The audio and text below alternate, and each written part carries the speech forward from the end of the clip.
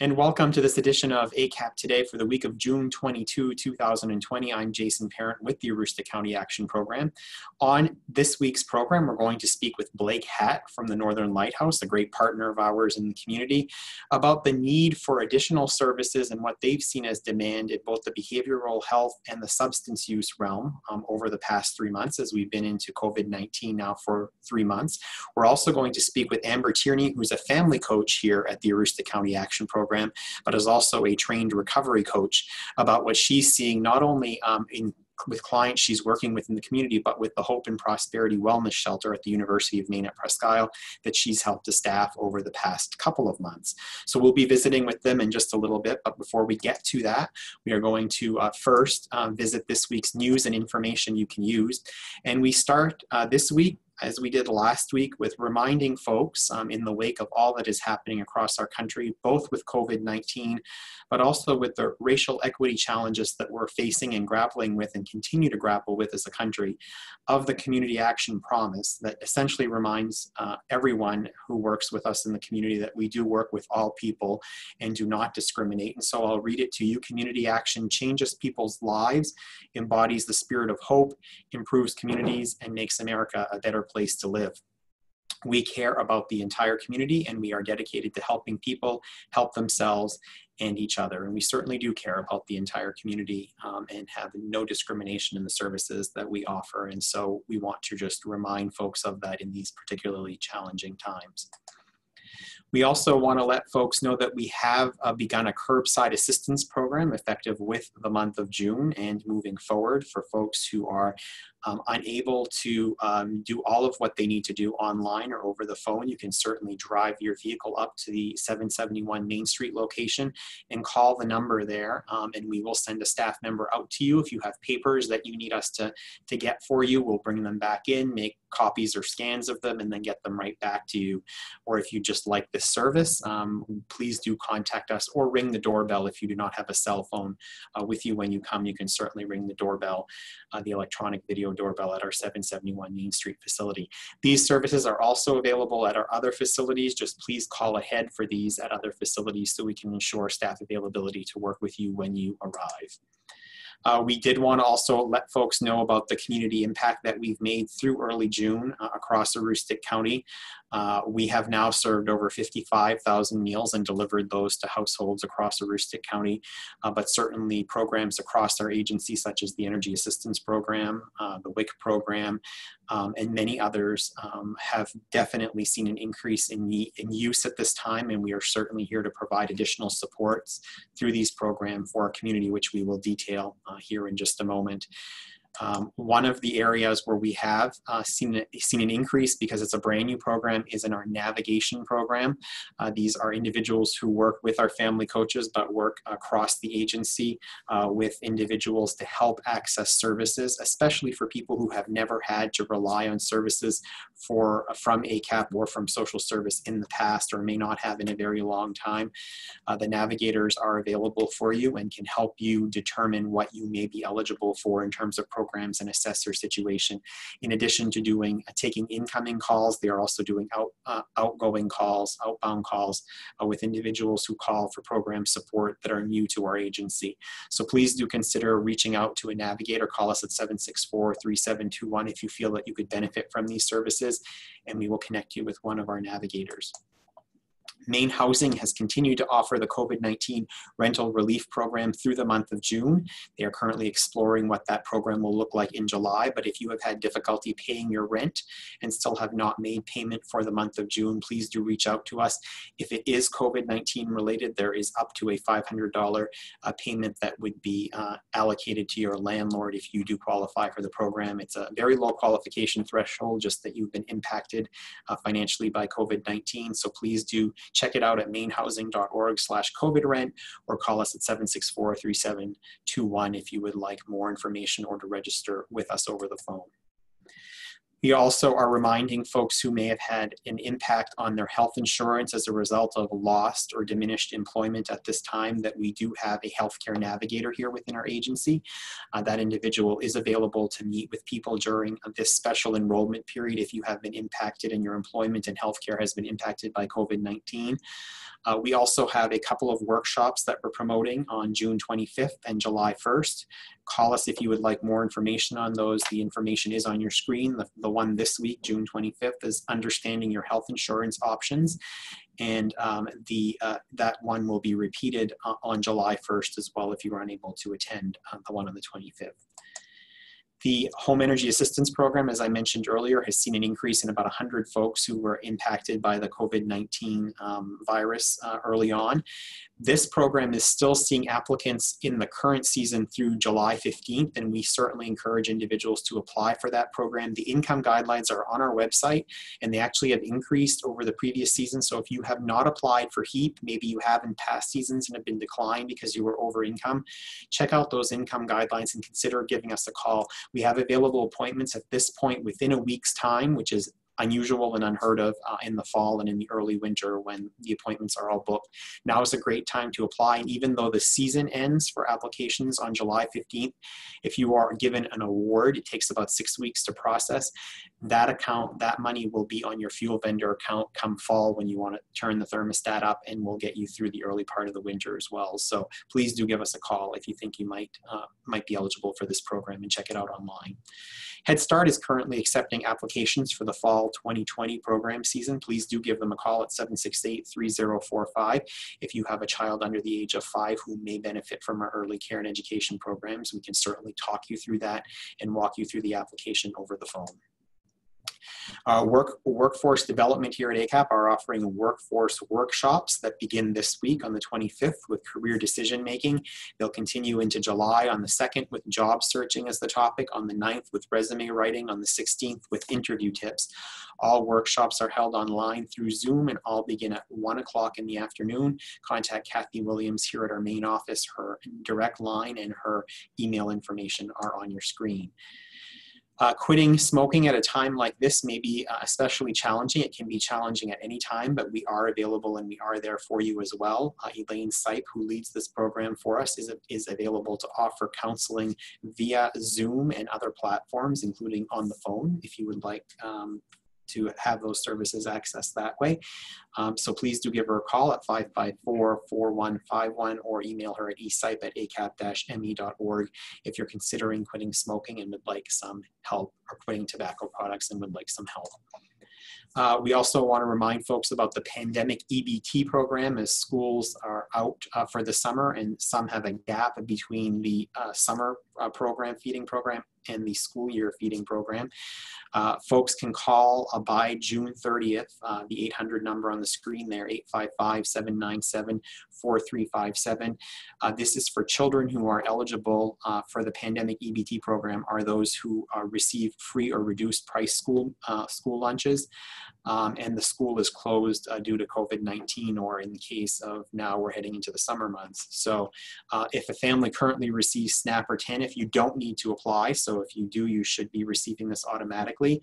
It'll be added to your existing card.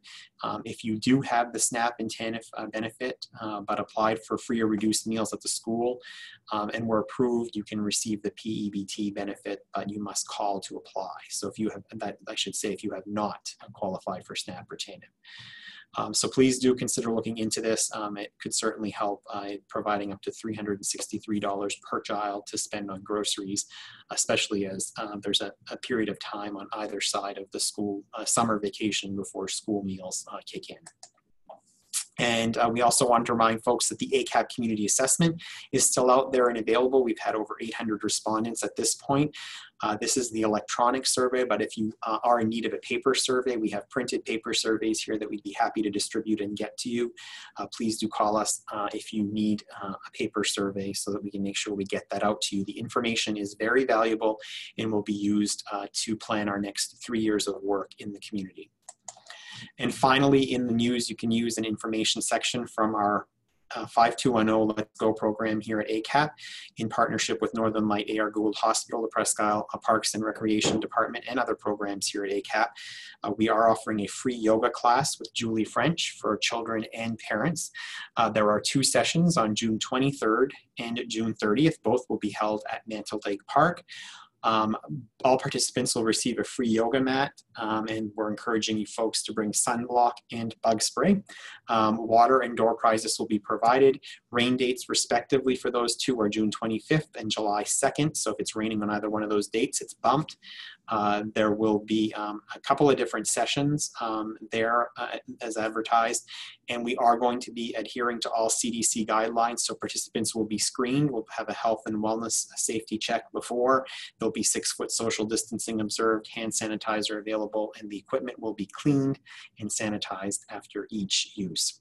So with that, it is my pleasure to welcome to ACAP Today now, Blake Hatt, as I indicated, from the Northern Lighthouse, a great partner of ours in the community. Blake, nice to see you.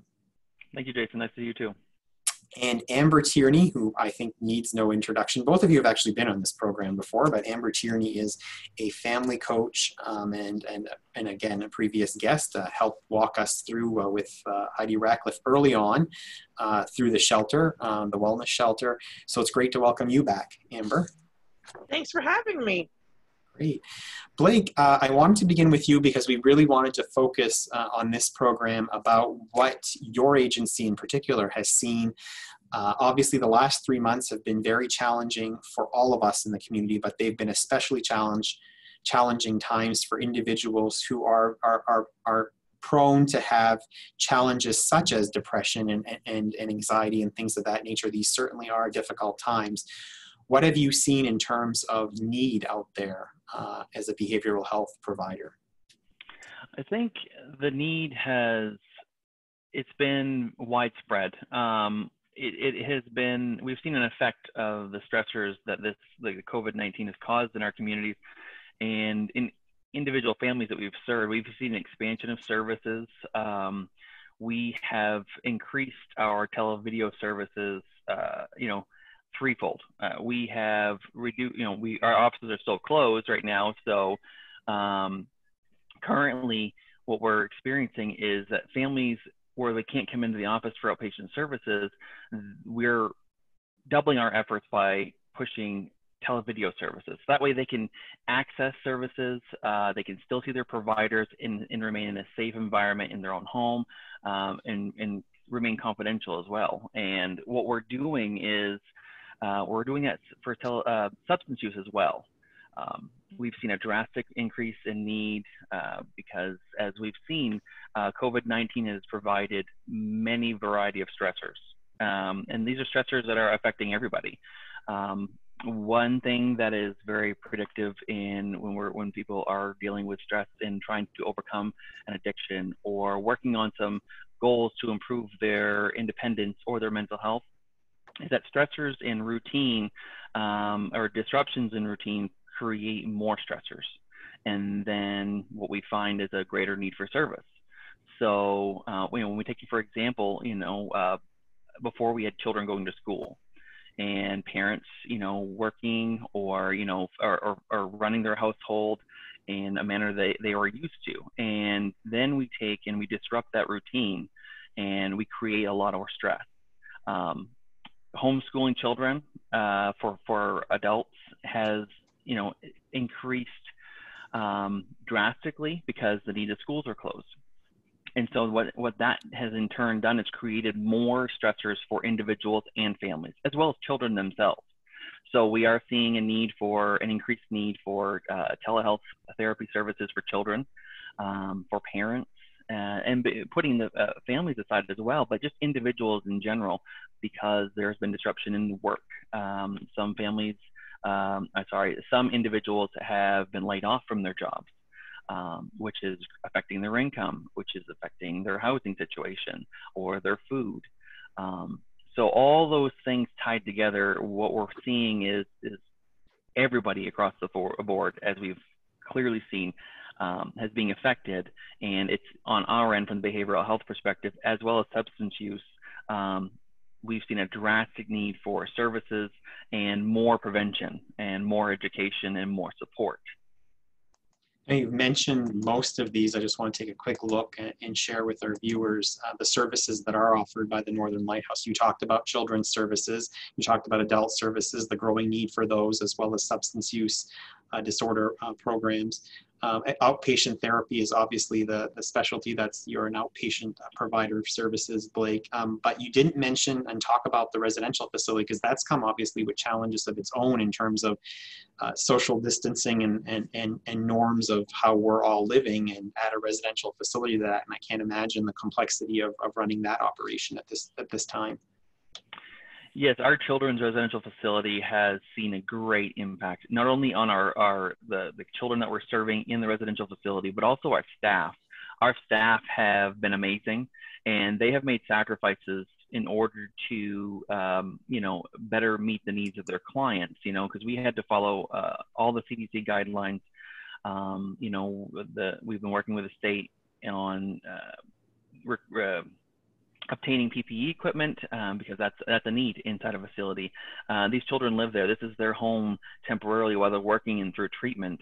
And our staff have been excellent in going the extra mile in maintaining safety, even as far as restricting themselves from traveling outside of Aroostook County, so that way that they are decreasing any risk of contracting COVID, because where the children live there, we're trying to do everything we can to keep them safe and keep them healthy and continue to work on consistent treatment so that way they may be discharged and return to their families.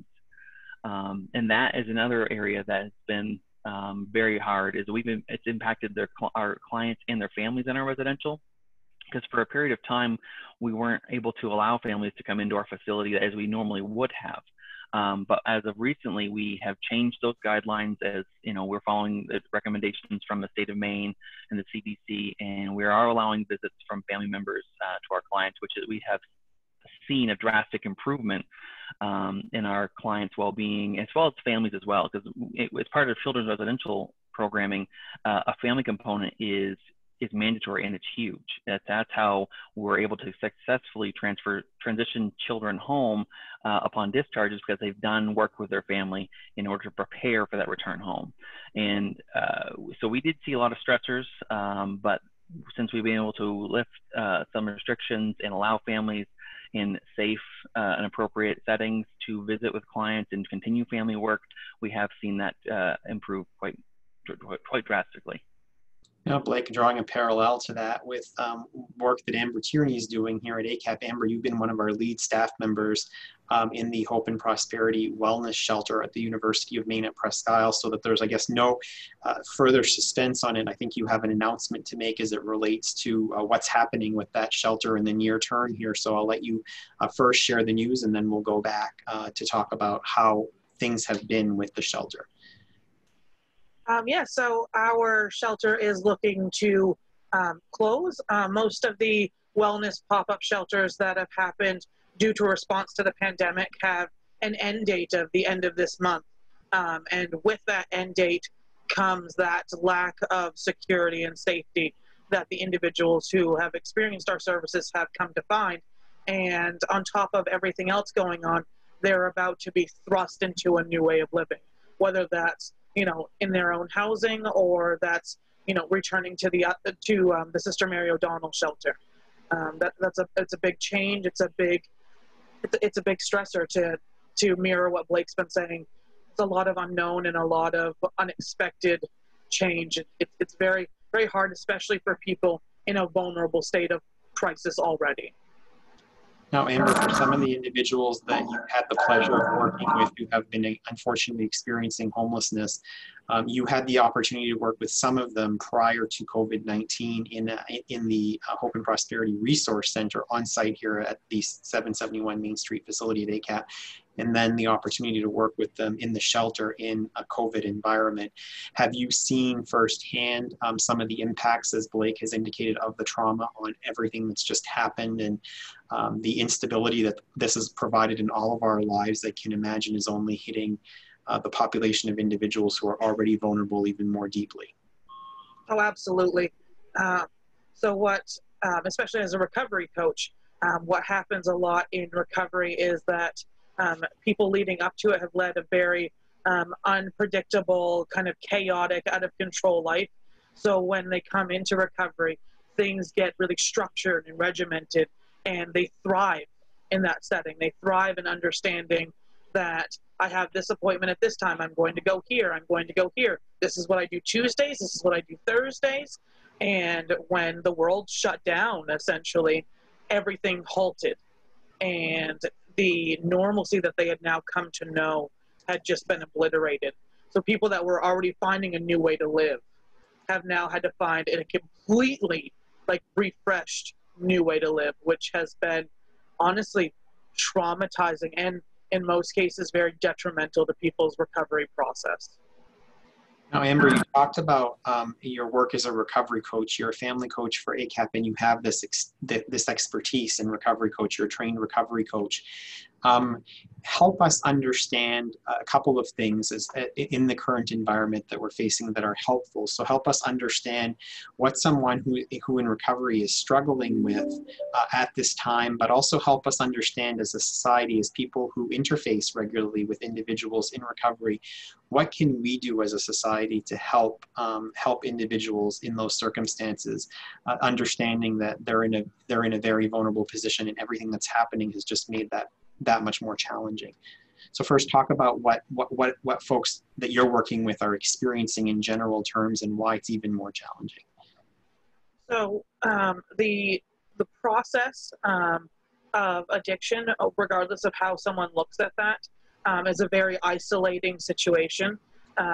It thrives in the fact that I can cut you off from friends, family, and all support measures. So once someone is into the abyss of that, it's very hard to dig yourself out. So the process of recovery works very well in a community-based support. What we found now with socially distancing and staying home together, as we were referring to it, not all people feel safe, secure, and protected at home, especially for those who don't have a home. Safety and security is one of the base needs of all human beings. And if that's not being met, there's no way to pursue a life of happiness or self-sufficiency, because that base need hasn't been met. So cutting off any type of support groups, any type of meetings, meeting face-to-face with another human being, being trapped, honestly, quote, quote, with your demons, and being able to have to figure that out all by yourself. Yeah, I will say the pandemic has been very helpful for people who are nervous to meet face-to-face with providers such as the Northern Lighthouse. It has helped to have that little bit of a technology buffer to be able to meet someone for the first time in their own safety. But for people who need that face-to-face, who need that human interaction, that's been very difficult because the technology puts a stop to that, and some people don't feel comfortable or honestly don't have the access. Zoom meetings are great for people with internet and computer and the ability to run and function both of those, but that's not a reality for many people in the area that we live in. So before I go to Blake to talk about some of those services, Amber, I did want to get from you what can we do to help an individual who's either challenged with substance use presently or is in recovery in this environment to be supportive and helpful? So I'll go back to this staying home together part. Mm-hmm. The only way that we as a community get through this is together. I think we saw in the beginning how terrifying and scary it was because everyone was looking out for themselves. We couldn't think of anything beyond the fact that I need to hoard 47 rolls of toilet paper. And we saw how quickly that deteriorated our society and our community. Now more than ever, especially with the recent uptick in positive cases in our community, the way that we help each other is by remaining distant in the aspects of safety alone. But you pick up that phone, you drive by someone's house and you park at the end of their driveway, beep, beep, beep. Just letting someone know that you're there. Even if you can't physically be sitting beside them, distance is never the problem. It's really that connectedness. Drop someone an email, call them, do what you can. Take that little bit of extra time that we all have right now, because we're not all off gallivanting, vacationing, doing everything that we want to be doing right now. take that little bit of extra time and sow into the people around you, because what you put into people will never return back to you in a debt. Like, it will never be something that you owe. It will only ever go forward. And the steps that you do today to impact and change the lives of another can be that ripple effect that someday comes back to you when you're in that same state of need. Now, Blake, Amber mentioned in a lot of what she was saying there that the pandemic has its benefits for individuals who want things done more at a distance, and that distance is helpful in terms of getting them over perhaps some social anxiety. And you do have delivery of services in that method, but you also have groups. So talk about the substance use disorder work that is done at the Northern Lighthouse, and how there is, I guess, programs that really are tailored to the need of the individual. Well, everything we focus on at the Northern Lighthouse, as well as a lot of providers, it's not just us, it's everybody really. We focus heavily on individualized treatment to best, tailor treatment with our clients. We don't come in with solutions already. We have to meet with our people and ask them questions and see where they feel they need our help. And from there, we really tailor things to best meet their needs. One great example that I think of with our substance use program is that, traditionally transportation has been an issue for a lot of people, but I'll just speak to our substance use program specifically. We've been able to access our clients and provide services. Our providers are doing more regular check-ins, because where they're not seeing people face to face, we do lose some level of human connection when we aren't sitting in a room together across the room having a conversation. We do lose a little bit of aspect of human connectedness, and we need that in treatment to better meet the needs of our people and show them that we're there and we're working with them. But what I will say on the other side of that is we have been doing more regular check-ins. We've been having more contact. It is via televideo, but more consistent contact. Whereas something you may only see somebody once a week, or in a group setting, it might be 3 times a week. We're trying to do those more quick check-ins. We're asking our providers to be more flexible in not only substance use, but also outpatient therapy. We've seen our therapists using brand new strategies that we haven't used before because everything was done in person. So, where traditionally you would have somebody coming into an office for one 1-hour session a week, or maybe 2 2-hour sessions a week, or 2 1-hour sessions a week. Now, some of our providers have tailored individual treatment to what the client's needs are. So we have some clients, they may be getting a 30-minute phone call or 30-minute video session 4 times a week or 2 times a week, depending on what their service that they're in need of and what's been requested. We have the ability to do just 1 single hour session, or we can break that up over several days, because that's what's best. That's the best way to meet that client's need in that moment. So somebody new, Amber mentioned, that this is providing a buffer for people to kind of get over some of those hurdles, those initial, anxieties or, fears that, oh, if I'm going to meet a new provider, are they going to judge me? Are they going to be right for me? And so this provides a buffer to people and accessing them in their comfort zone.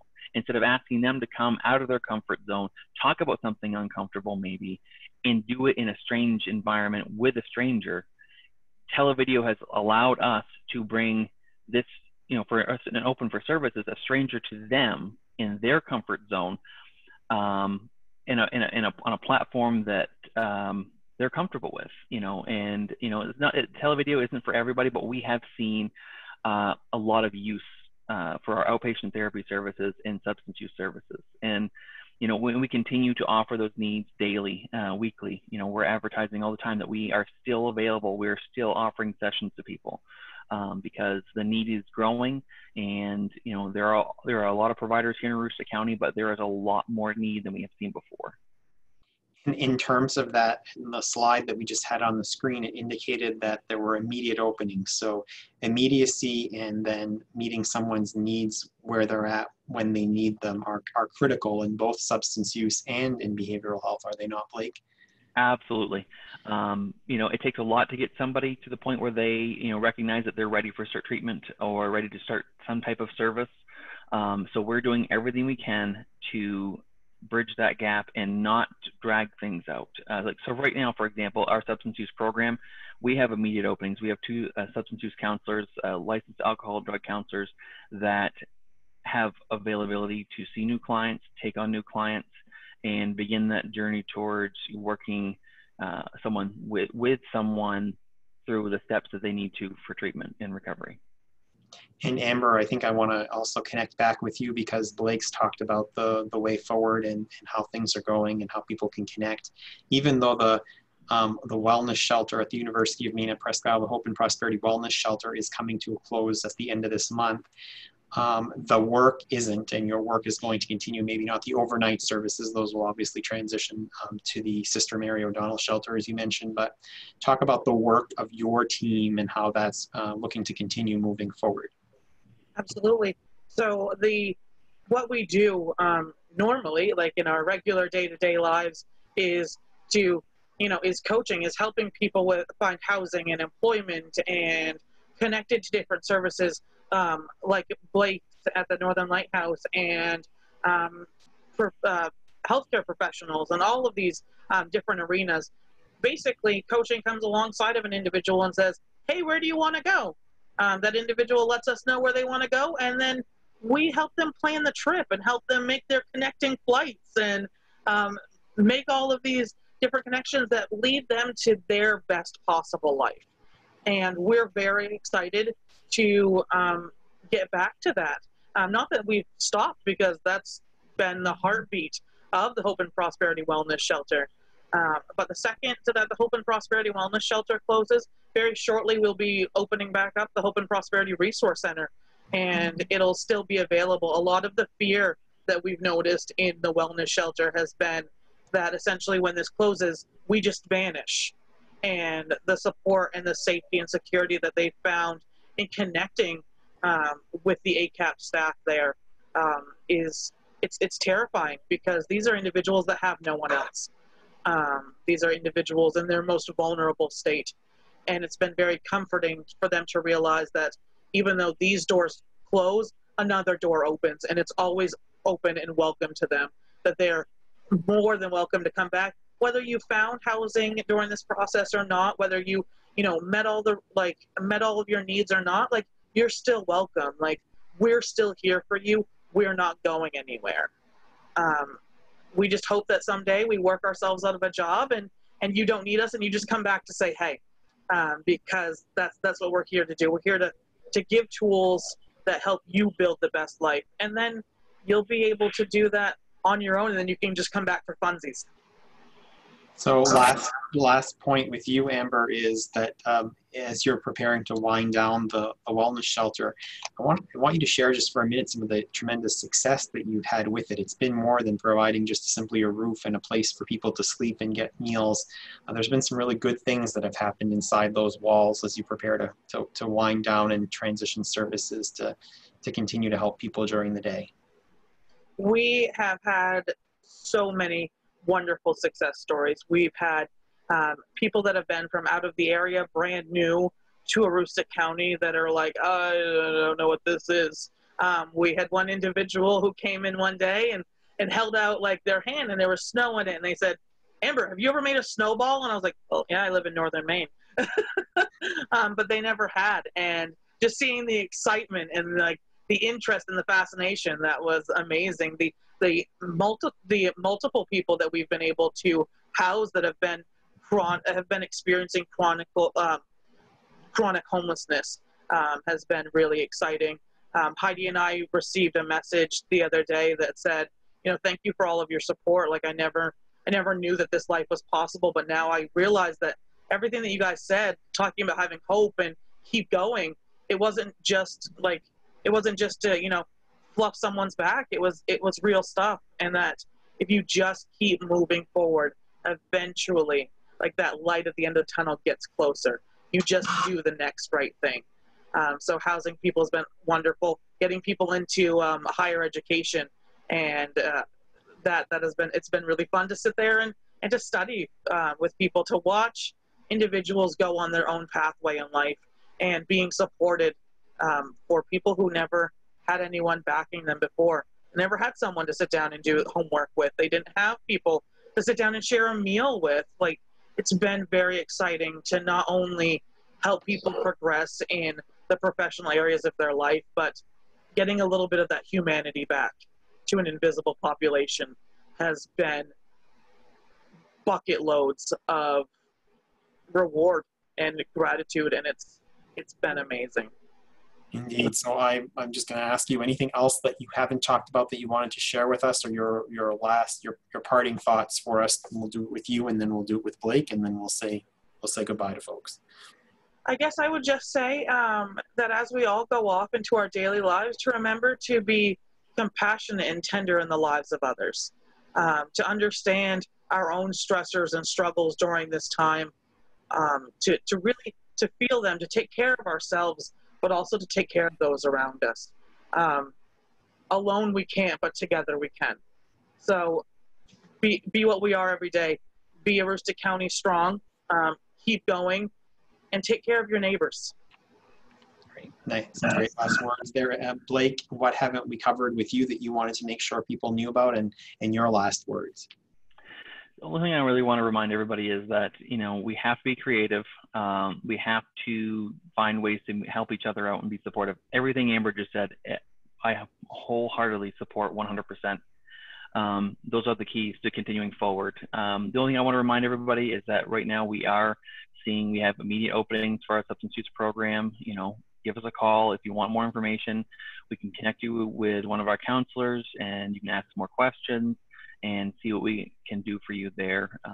We do have counselors also seeing people for assessments, individual therapy. So please just give us a call. We can answer those questions if you have any. And all I can say is that the way forward, just like Amber said, is supporting each other and doing it the Aroostook County way. We see across the nation different things happening in different parts of our country. But what I can say is, since COVID, we've all adjusted. We're continuing to adjust. But what I have seen people rise up, and I have seen people connect in creative ways. It is summertime. So what better way to, kind of get out of that winter funk that we've been in, related, especially with COVID, than to get outside, get some sunshine, maybe try some creative hobbies and activities, and connect with people in any way possible, and just be safe. Well, some very good advice. And speaking of connecting with people, that's where we're going to leave the two of you and remind everyone that you are indeed invited to reach out and connect with either one of our organizations. Certainly, I know Northern Lighthouse would appreciate hearing from you if you're in need of their services. But if we can be of any assistance here for you at ACAP at all, please do call us.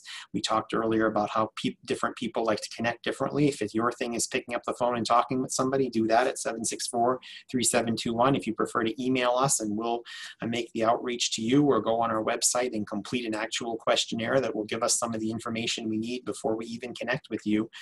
Please do that. You can also check us out on YouTube, our YouTube channel, where you can see past broadcasts of this program, as well as some great things that our early care and education and prevention folks have done that will be useful for you and your family. So please do consider reaching out to us in one of those many ways. And also, we leave you today with our snapshot of the week, and there are multiple of them. Our snapshots of the week really capture our thank you and our appreciation to the individuals, families, local businesses, and community partners who have extended their support to our organization and the thousands of individuals and families we serve across Aroostook County during this time. Here in the pictures, you see the food bags that were provided by Central Maine Power through the Full Plates, Full Potential initiative that has been very generous in helping us get those meals to families. Our community cupboard, where we've had a number of individuals who have just dropped by with donations for not only the one that you're seeing here outside of our main office location, but those that are cared for and located throughout Aroostook County in different spots. They have been very heavily relied on during these challenging times, and certainly encourage other folks to give to their local community covered as well. Of course, the support we've received from United Way of Aroostook in many ways as a partner in this initiative has been very helpful. Maine Community Foundation, Irving, MMG Insurance, there's a list that's very long of individuals and organizations that have come to support us throughout this pandemic, John T. Gorman Foundation and other, and we certainly thank them. So with that, for ACAP Today and for the Aroostook County Action Program, I'm Jason Parent, wishing you all a great rest of your week. We'll see you next week with another edition of ACAP Today.